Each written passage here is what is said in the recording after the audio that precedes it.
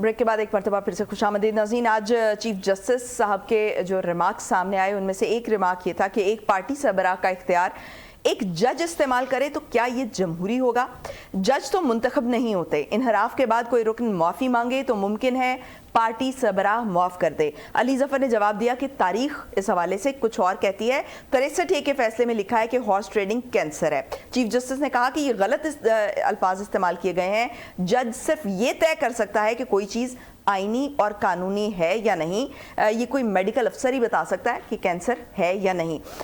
हमारे साथ इस वक्त मौजूद हैं सीनियर लॉ एक्सपर्ट हैं राजा आमिर अब्बास साहब। राजा आमिर अब्बास साहब, बहुत शुक्रिया आपके वक्त का। और हमारे साथ मियां सैफुर रहमान साहब भी तशरीफ़ रखते हैं।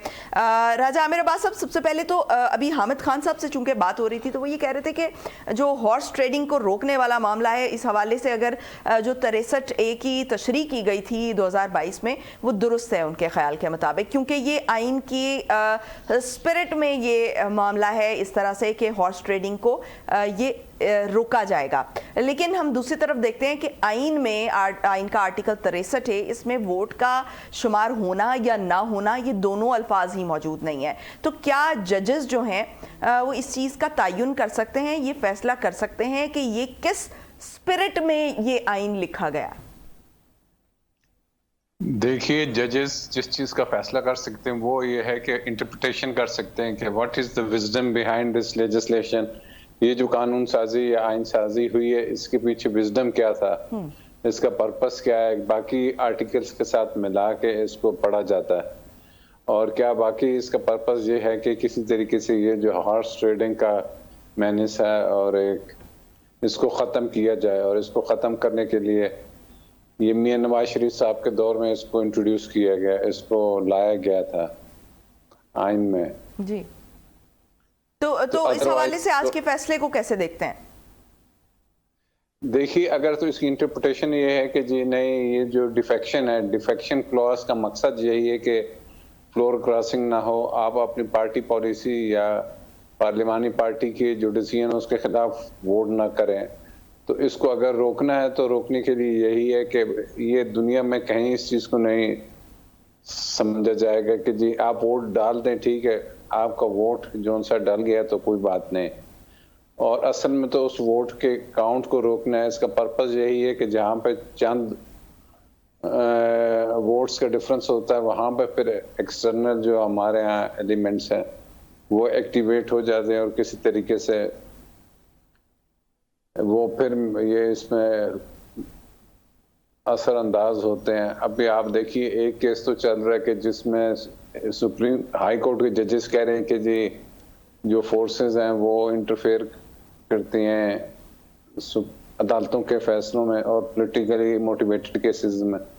और यहाँ पे अब देखना ये है कि क्या वो सिर्फ अदालती मामलात में इंटरफेयर करते हैं, और देखना ये होगा कि जी क्या उनको ये भी इजाज़त दे दी जाती है कि वो अदालती मामलात के साथ साथ पार्लिमानी मामलात में भी खुल्लम खुल्ला इंटरफेयर करें। लेकिन आमिर अब्बास साहब, ये जो मामलात हैं इस हवाले से इल्जामात तो माजी में भी मौजूद रहे हैं।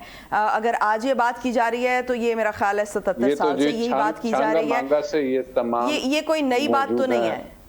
तो आज ही इसको भी अगर आज ही एड्रेस किया जा रहा है तो इसमें भी तो इंटेंशंस पर जब आप सवाल उठाएंगे तो फिर इसके इंटेंशंस पर भी सवाल होंगे कि आज क्यों इस पर बात हो रही है। 2018 से 2022 के दौरान तो इस पर बात नहीं हुई जा सकता।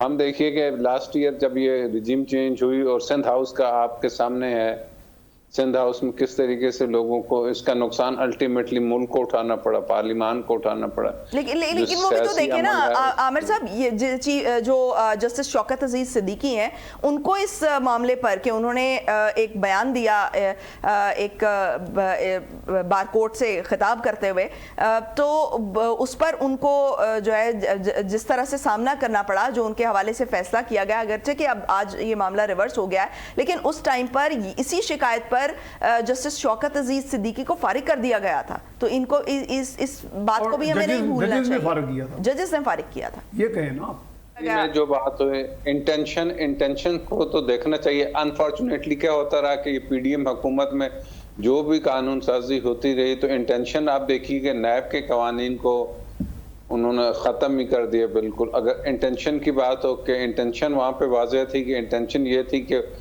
उनके अपने जो करप्शन के केसेस हैं किसी तरीके से वो ख़त्म हो जाएं और कानून ही ख़त्म कर दिया। इंटेंशंस की बात तो ये वाज़ेह है।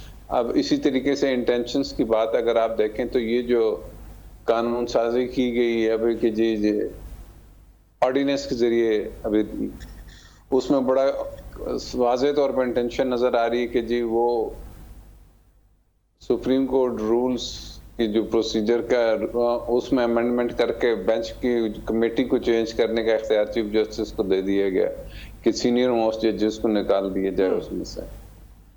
अब इंटेंशन के बारे में तो कोई अदालत फैसला कर भी नहीं सकती। अब बात इंटेंशन की इस हद तक नहीं है। बात यह है कि जी एक चीज वाज़ेह है, एक चीज सामने है कि जी अनफॉर्चुनेटली वीडियोस मौजूद हैं कि जिसमें पैसे हो रहे हैं। सेनेट के इलेक्शंस हैं, दूसरे चेयरमैन सेनेट का इलेक्शन हुआ था, आपको याद होगा जी। जी जी।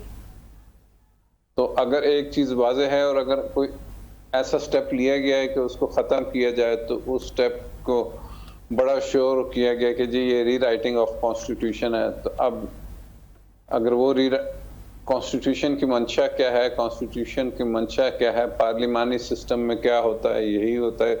ठीक हो गया। जो पार्लिमानी पार्टी होती है वो ही डिसाइड करती है। ठीक हो गया। मियां सैफुर रहमान साहब, आप क्या कहेंगे इस हवाले से?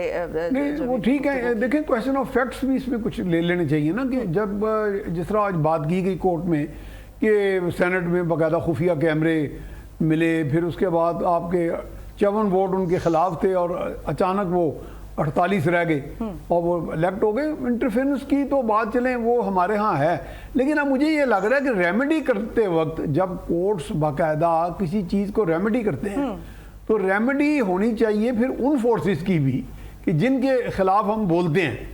तो ना सिर्फ ये है कि रेमेडी में कोई और लोग पकड़े जाएं जैसे कि जिनको आपकी तरफ से जाना चाहिए, फिर कोर्ट्स असर्ट करके बाकायदा से फैसले भी कर सकती हैं।